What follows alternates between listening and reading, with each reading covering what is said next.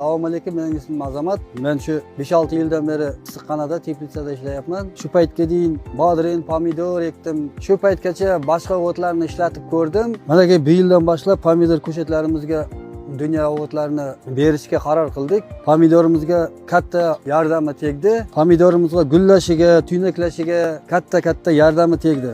Bunaqa dunyoning o'g'itida bo'lgan yo'q. Hozir manaki dunyoning o'g'itidan 5-ret beryapman. Manaki hosil 40 kun bo'lyapti. Uje menda hozir 5-chi gullayapti. 3tasi tuynaklab bo'ldi uje. Dunyo o'tlarini men boshqada issiqxonalari bor, teplitsalari bor. O'zimizning birga yegib yurgan pomidor eksin, boshqa bodring eksin.